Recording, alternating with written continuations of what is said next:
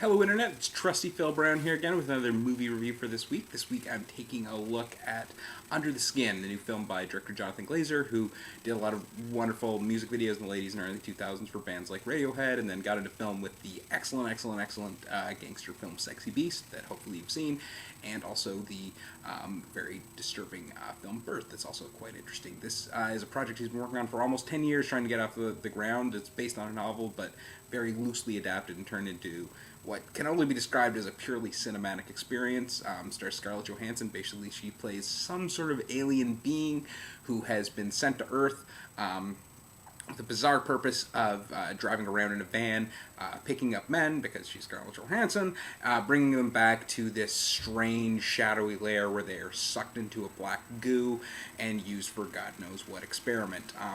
Which is sort of one of the most fascinating aspects of the film is how it was made. The sequences in which Scarlett drives around in a van picking up her victims were actually shot with hidden cameras, and it's Scarlett interacting with actual people who had no idea they were part of a movie. It's worth noting because it adds sort of a fascinating extra layer of the film as you're watching and trying to figure out what's real, what's not, but at the same time, Jonathan Glazer shoots in such a stylized manner, and digital cameras have gotten so small and compact while still producing beautiful imagery that you'd never actually know it to watch it. It looks very controlled, very stylized. Glazer's very influenced by people like Kubrick and Nicholas Roeg. That style is very much here. In fact, the film this is most reminiscent of is The Man Who Fell to Earth, which is you've seen that, is a good indication of what to expect from Under the Skin. It's very dark, evocative, mysterious, never fully explained what's happening, but in a very evocative and intriguing way.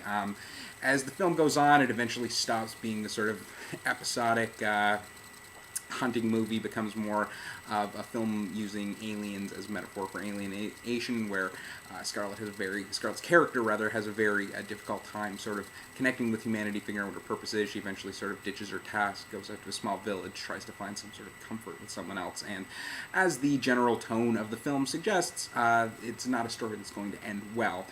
There's a sort of peculiar aspect with the conclusion of the film in that it's both frustratingly conventional in that it sort of gives up the experimental style to try to conform to some sort of storytelling, but at the same time it's not like everything's wrapped in a bow, so it is kind of unsatisfying as an experience, but in a way that is very much part of this sort of dark horror sci-fi mind game genre, and it sort of is very much a film that you'll have to sort of bring your own answers to, as opposed to getting them spoon-fed to you.